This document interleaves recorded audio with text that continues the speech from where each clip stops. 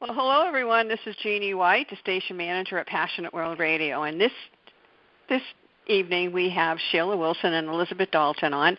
Sheila Wilson is doing a series called the Whine and Cheese. And it's not the wine that you drink either, So anyways, but I want to introduce Sheila Wilson, and she's going to take over from here. Welcome, Sheila. Thank you very much, Jeanne White, and thank you for allowing us to take the time on the Passionate World Talk Radio. Thank you. Tonight I have Elizabeth Dalton with me, and both of us are nurses, and I'm the president of Stop Healthcare Violence, and I've talked on this show several times about the assaults that nurses are getting. Liz, can you say hello? I'm sorry, I should have introduced you a little bit better. No, that's okay. This is Elizabeth Dalton, and I'm a registered nurse in Massachusetts. And the way that I met Sheila Wilson and Jeanne White is we both met during the time that I was, after I had experienced an assault at work, and which caused me to leave my job. And I got a lot of support from these two women, and I joined up with Stop Healthcare Violence to do whatever I could to advocate for victims of assault in the workplace, particularly healthcare workers. And being a nurse, we're experiencing a lot of assaults right now. I believe in a different way right now because of COVID-19. Nurses are experiencing a different kind of abuse, particularly through their workplaces and what's going on in our state. And but I do thank you for the opportunity to be here, to Jeanne White from Passionate World Radio. And that's a bit about me. I worked for 20 years in the ICU, so that's my experience. I worked 17 years in an emergency room, but I've been a nurse for 40 years. And that's where I found a lot of our assaults. The first time I was assaulted, I was on the floor, but then upstairs in the hospital, but many assaults in the emergency room. And that was by the patients and the patient's family or patient's friends. And now, there's not too much talk about this assault, except that the nurses, medical assistants, and everybody else, anybody in scrubs, if they walk into a supermarket now with this virus that's going on, gets assaulted. And that's like, what is going on?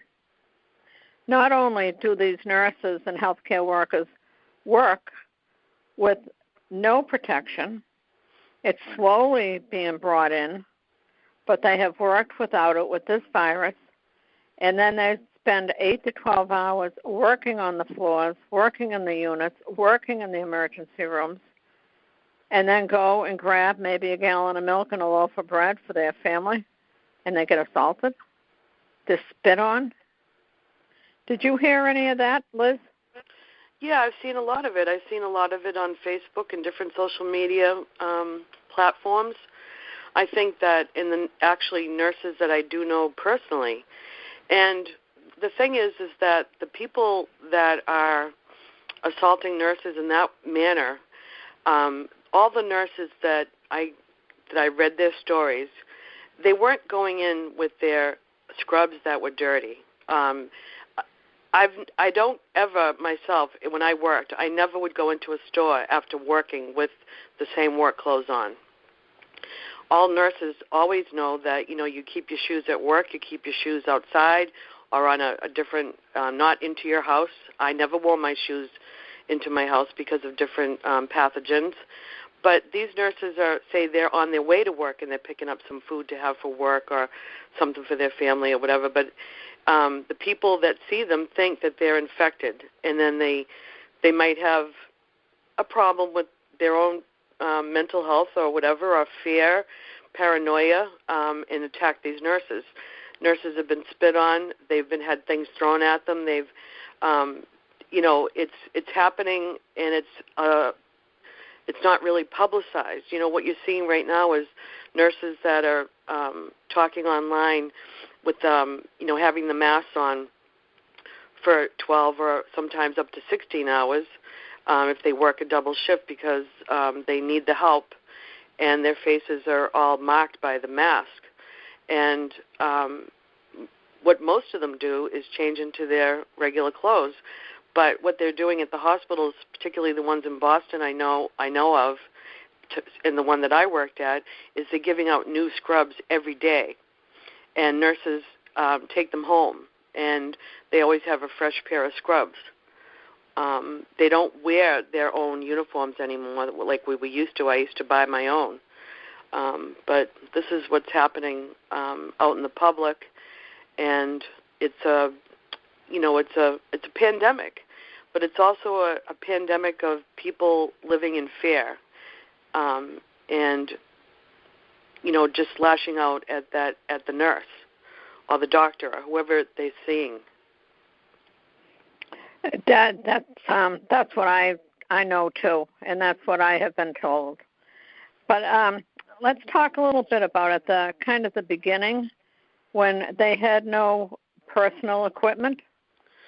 Yes, I think that most people, because they're at home, they're looking on the internet, and they're saying over and over, get us PPE, personal protective equipment, which for the COVID units, you need to have an N95 mask, which doesn't let in, it's so layered, and it does have, some protections towards particles that are so small like viruses.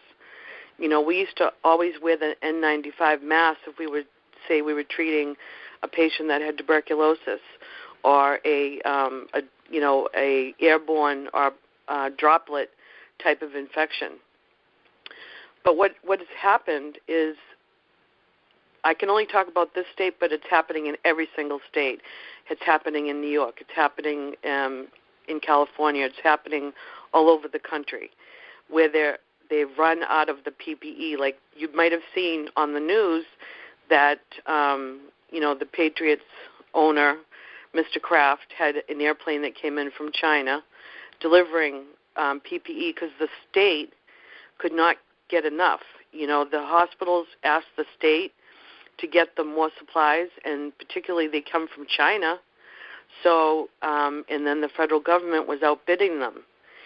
And so that kind of stockpiling thing was happening with the federal government, and then there was a lot of back and forth about who needed the mask and who they were going to give them to, and also the ventilators.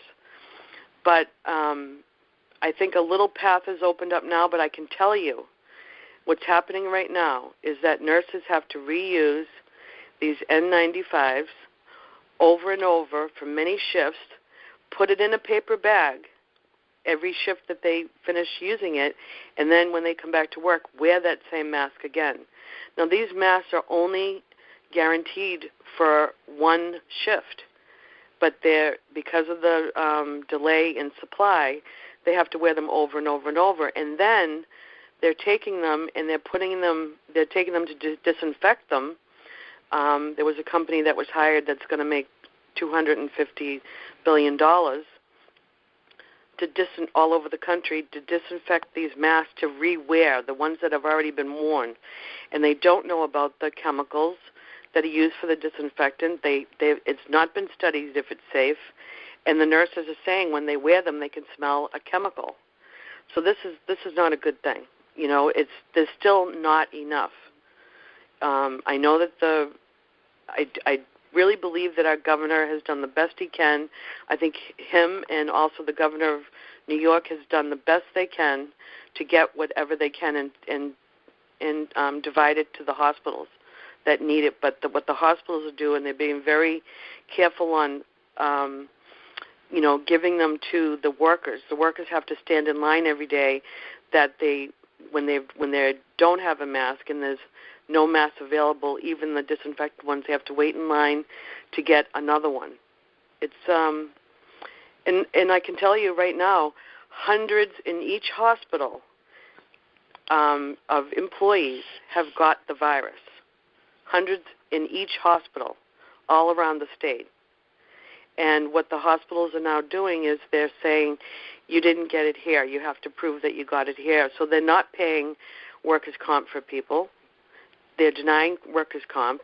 We're going to get into a terrible thing besides what we're already going through with people being unemployed. This is terrible. This is any solutions that we can do? I know at the very beginning when the nurses didn't have any masks, a lot of the ones that knew how to sew would do their own masks, and they brought them in for their coworkers. And they were taken away by the hospitals because they weren't hospital approved. Right. Now, what is the reason for that? Because you can get the infection through a material mask that has no protections, that isn't guaranteed to cover your whole face. There is a thing now with the hospitals that I know of that everyone's wearing a surgical mask unless you're in a COVID unit, which is like too, after working at a hospital that you can state the name if you want, that is a completely COVID hospital. And so when you're dealing with ruling out a COVID patient or it's a positive COVID patient, you should have an N95. But a lot of the nurses that have been infected, they only had a surgical mask, which is just the same as a cloth mask. But these people from the community that did this, they were wonderful because it got to a point where the nurses and the doctors and the respiratory techs and the PCAs and everybody, even the food workers, had nothing. So it was like, okay, this is better than absolutely nothing. But a lot of nurses and doctors and other people that work in the hospital, because they're all in this together, they're teams, they all supply help to the patient. They're getting, those people there that wore those just surgical masks got sick. Right. And you said there was hundreds of them? Yes. You can go on and you can see, if you go on to the hospital's website, they will tell you how many of their employees are positive COVID-19. And I do know in the hospital that I worked in Boston, there's over 300 right now that have COVID, that are hospital employees. Wow. And each hospital is about following that same thing. And then, of course, we haven't even talked about the nursing homes. I have a friend who has a mom in a rehab right now, and what they did was they put all the COVID, so say out of 100 patients, 30 of them have COVID. And this is happening in all nursing homes and facilities for elderly and disabled and people rehabbing from previous injuries.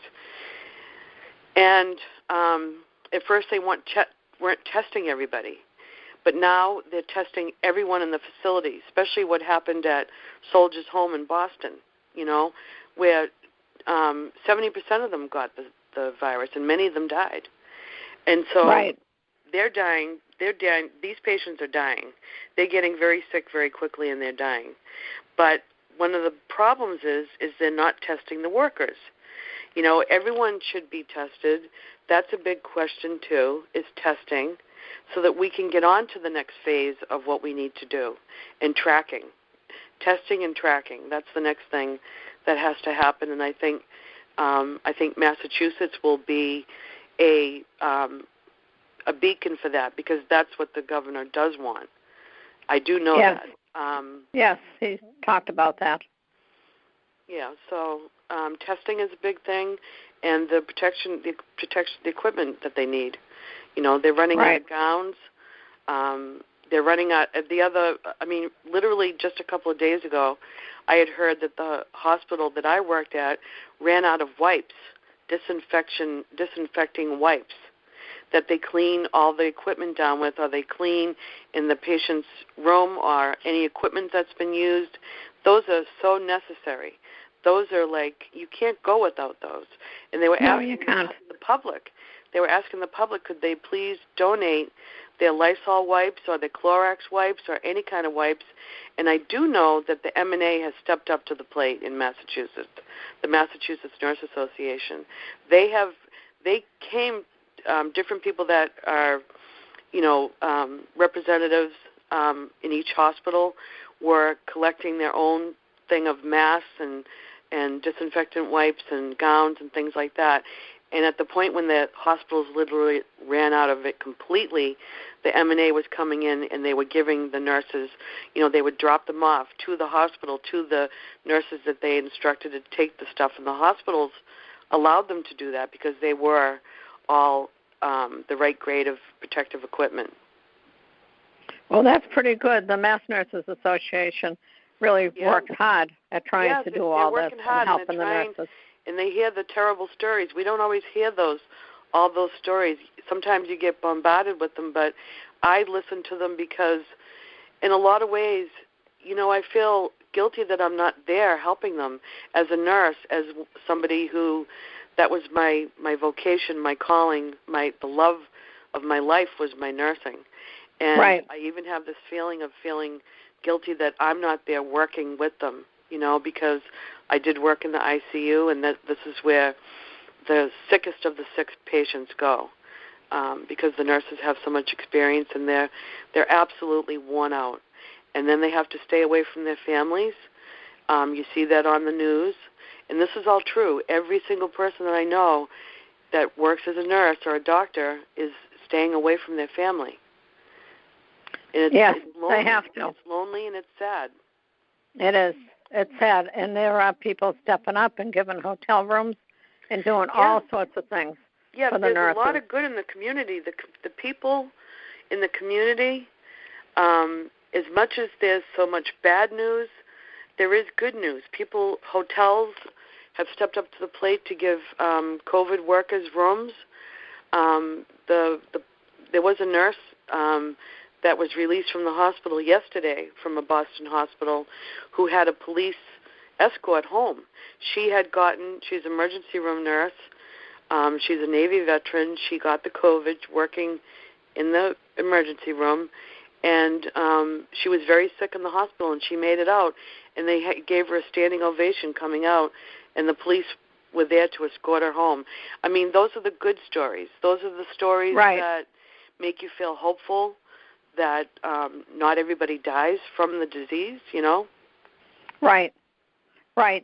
The other thing I just want to touch upon, what do you think OSHA is doing about this? Well, the thing with OSHA's available, but a lot of healthcare workers don't know or don't think that that's an option for them, okay?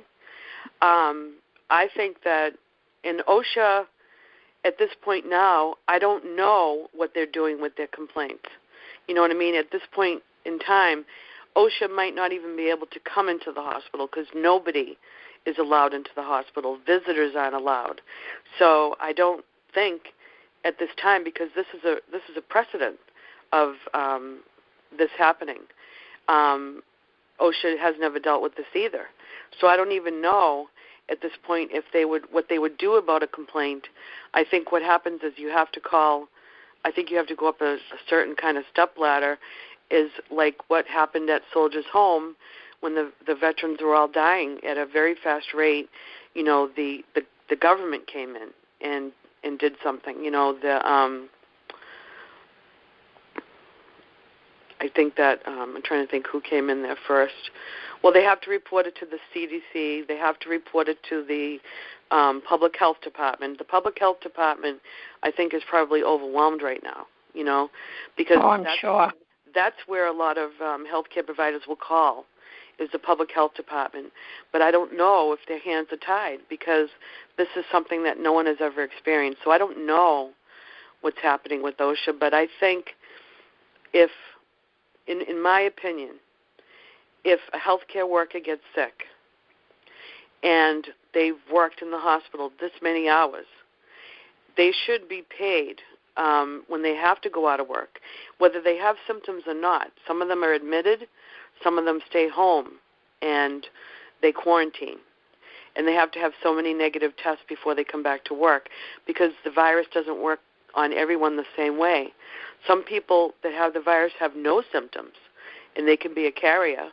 And then there's other people that have such severe symptoms, they end up on a ventilator that can't even help breathe for them. It can't even go through this terrible process that's happening. And but I think that OSHA's hands are probably tied, but I think they should help someone like that in that position where they're not going to be helped, even though they put themselves in harm's way.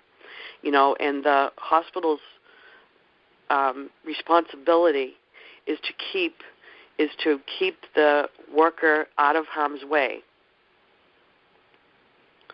You're right. You know, I don't know. I feel bad on all ends, you know, because I'm not a person that's an administrator trying to deal with it from above, but I do know in some instances a lot of the administrators, there's two things. They're either on the front line with their healthcare workers or they're at home, not even going in to work. Right, that's what I heard, that managers and supervisors are working from home. Yeah. And that thought that, you know, at first it was healthcare workers didn't have a mask to wear, but the supervisors had a mask and they didn't take care of their patients. And that was kind of a bone of contention there. And now they're finding out that they're more at home than they are working in the facility. And because I'm not in the hospitals anymore, I don't know the reason for that. But our time is running out. And you have more time. You have more time. Oh, okay. All right, thank you. That was Jeannie or Liz saying that? That was Jeanne. No, me. Oh, okay. The producer of the show. She's our wonderful producer of the show, and we're so grateful for this opportunity to get these, I mean, these bits of information out. This is interesting. So you can take another 15, 20 minutes, all right? Go for it. Okay. All right, Liz, you're on. All right. I do have something to say because there has to be some kind of end result to this, okay? Yeah. All I know, and everyone, you know, I've seen so many stories of heartache and the healthcare providers reaching out to the public. Most of the public is doing what they're supposed to do, okay? They really are. They have, they're listening and they're staying at home and they're quarantining and stuff like that. But I can tell you that there's some people that don't want this. They want it to end. It's despair. It's fear. It's economic. People don't have jobs. People don't have money. Some people can't pay their mortgage or pay their rent, and they can't get food, actually, you know. Right. So my thing is that this is what I do, okay? I stay here with my sister. She's handicapped. I can't take any chances for her to get this virus. She will not make it. She would not make it because of her prior respiratory condition. So I do have people that food shop for me, okay? Before I even bring it into the house, I put my gloves on, I wipe it down with Clorox wipes. I'm talking about the milk, anything that's touched, even the packages. Then I bring it into my house, and then I wash my hands. I'm, a nurse. I know what it is to use, like, aseptic technique. But a lot of people don't know that. So people are going to the stores, maybe wearing gloves. The gloves aren't going to do anything. They're actually just spreading stuff around, and you will touch your face with gloves. You don't realize it, but you will. So gloves are out. A mask is in when you go to the store. You should be wearing a mask, and you should be very careful that you don't get too close to people. And it's almost like a lot of people have, are very fearful, so they won't let anyone get near them. They know, but some people you forget, and you're looking through your grocery store, so you might get too close to somebody. So it's best to take your time shopping, social distance, go in for just a quick pickup, get all the things that you do need and try to get out of there as quick as possible. Those are my recommendations, and also listening to what the governor and the mayor are saying, we can get out of this if people stay home. But if they start coming out and opening things up too early, we're going to have a big surge like they did. I'm sure you've all seen it on the Internet, what happened with the Spanish flu in 1918, 1919. They did have a reoccurrence of it in November, which was way worse, 10 times worse than the first outbreak. So we need to follow our guidelines of our governors. That's who I listen to, because that's my community, you know. So that's what I have to say. And reach out to friends that are maybe like my neighbor. He lives with his wife, but I had 2 masks. I had 2 N95s. That's all I had. I gave one to him because he has diabetes. He has hypertension. He's a candidate for getting this. So I just helped who I could. So if you can even just help one neighbor, maybe get a few things for them at the store, leave them on their doorstep. If everyone can do that, we're going to be in better shape, and we're going to feel better about our lives. So those are my recommendations. Well, I think those are wonderful recommendations. But what do you do when you're in the supermarket and the aisles are going one way and then the other way, but people don't pay attention to it? Do you speak out or you just ignore? Well, it's better not to start conflict. That's always been my motto. When I see something that's not being done right, I just back away from it, okay? And I think, I have a problem with people, coming behind me because of my PTSD and what had happened to me in my assault. So I'm fearful anyway. So I didn't go to the store for a long time myself. But what you do in that thing is turn around and go the other way. Just get out of that aisle. Just get away from them. And do it in a safe manner. I just have to give a lot of credit. We talk a lot about the nurses, but we can't forget about everybody else that's in the hospital setting. The medical assistants, the X-ray techs, the respiratory therapists, the maintenance, the secretaries, all of these people, they're all in there. They're working. And when I mentioned the supermarkets, they're all trying so hard to keep us all safe. We all go to the supermarket. I totally agree with you, because in my mind, when I say healthcare worker, I mean all of them. I just find that us personally, can be their voice. We are the voice of them all. We're one voice, Right. And when this all started to first break out, I had gone to the store. It was before anyone was wearing masks. I forget what month it was. And I noticed that the girl at the register, the cash register, she was sick. She was very sick, and she was saying it out loud. I was like 2 people back, and she said, "Oh, my God, I have a terrible headache. I can hardly stand it." And she was coughing into her elbow. And I was just shocked, And so I talked to her manager, and I said, "Listen, I really like this girl. I want her to be okay, but she's sick. She has to go home."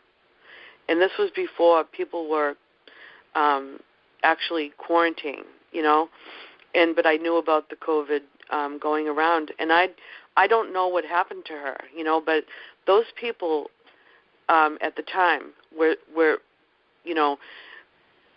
subjected to so many people and so many sick people that didn't know they had it, So I think that we speak for all healthcare workers, and in a lot of ways we appreciate what people do for us, us service people, and the restaurant workers, and just everybody is affected by this.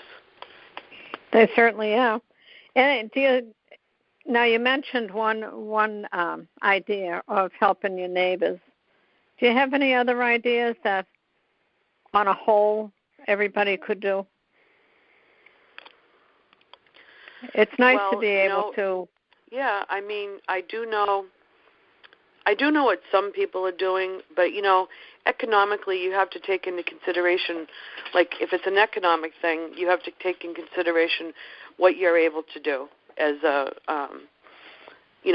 what your finances are and your budget and stuff like that. But I do know that many places are sending food and snacks and stuff like that to the healthcare workers. But a lot of people are not in a position to do that right now. Like, I have to be really careful, how I spend my money. And that's usually what most people have to do. Right. So right. I think sometimes even just if you know a nurse or, you should just send them a thank you. Send them a card. Check in on your family. Make a point. Sometimes you get into that groove of like a little bit of depression, feeling solitude, loneliness. It is good to reach out to others. Make sure that your family's okay. Support your family. We have on Facebook Heal the Healer for healthcare workers, which I would love. I haven't done a lot of work with it, but this is the time to do it, for me to step up to the plate. This is something for me to do. And if there's any healthcare workers out there, you can go up and you can look it up, Heal the Healers from Workplace Violence. Stuff like that. Talk to people online. Try to find groups that are supportive. Like, I do have a couple of different groups that are nurses and doctors and healthcare workers and respiratory therapists that it's COVID-specific Facebook groups. And I just write some things sometimes to support them, to encourage them. I don't know what else to do at this time. I really don't. No, I find it's hard too, to try to figure out what would be better for some of the folks that are around. And it's not only for the healthcare workers, but as you mentioned earlier, our neighbors. And, to drop off something or just to pick up the telephone and call and make sure that they're okay. Because they get frightened. They're afraid. Yeah, everyone's afraid right now. We're all scared. And you're right. Things like this for Jeannie letting us come out on doing this and talking. And it's very helpful for us. It is. It's very helpful. Do you have anything else you want to say, Liz? Well, to anyone that's listening and you're having a hard time and you don't know if you can cope, I think it's really hard for parents right now. We don't talk about the parents a lot, but the parents are homeschooling. This is a whole new concept for many people. And we need to just, people that come online that are having problems, desperation or whatever, just reach out to them and say, you're doing a good job, And, I do have a grandson, too, and my son is working. He works in a facility for elderly people. And my daughter-in-law is a teacher, and she's not working right now, but she's homeschooling, too. So we have to give a lot of credit to people that are doing what they need to do in their own lives. We give them a lot of credit, and bravo to all you people that are sticking up for your children and your health. And it is a time to kind of reevaluate your life. Right. But they can also get in touch with Stop Healthcare Violence, too, if they need Yeah, we'd love for them to come on Stop Healthcare Violence because we need, after this is all over, we need to realize, I think a lot of times, healthcare providers, people looked at them in different ways. They didn't always know what they did. Now a lot of information is coming out, and sometimes you're like, oh, my God, I had no idea they did that, So right. Stop Healthcare Violence is to support these people. We want to be there when these healthcare workers come out and they have PTSD or they're leaving the profession or whatever kind of support we can provide. Because overall, this virus is abusing everybody. Everyone is abused by this virus. And we need to find places that you can come and talk, and it's a no judgment zone. And we can help you if you want to contact us. If you're having a hard time, you can go onto the website, stophealthcareviolence.org, and you can also find us on Facebook and reach out to us. We'll help you. We will talk to you. We promise. Well, thank you, Liz. Anything else you want to comment on? No, I just want people to know that we care. That's all. We care a lot. And it is a pandemic, something that none of us have ever experienced. At least I haven't. And No, I haven't. And we need to learn and abide by what the mayor is saying, what the people that are trying so hard to protect us and to try to keep our 6 feet social distance and stay home. And give a lot of credit to everybody that's going out, working, and keeping us safe and protecting people that are ill. Yeah, and we have to thank Jeanne White for giving us this platform, because these are the opportunities that we have a voice to move out into the community, and we hope that people come back and listen, because her work is amazing. It is. Thank you, Liz. Jeannie, you there? Yes, okay. This was a good show, really is, honestly. After I complete this here, I want to talk to you and Liz about an idea I have, all right? Great. Okay. Okay, hold on. Well, everyone, thank you. I also want to advise that the Stop Healthcare Violence podcasts are also on Spotify. They are on Apple Podcasts. They are on iHeartRadio. And they're on Google Plus, to name a few. And all you have to do is just go into, like, say, Spotify and look up Stop Healthcare Violence, and you'll be able to hear the shows there. So anyways, I want to thank everyone for listening to this show, and to thank, Elizabeth Dalton and Sheila Wilson for this Whine and Cheese and giving a wealth of information.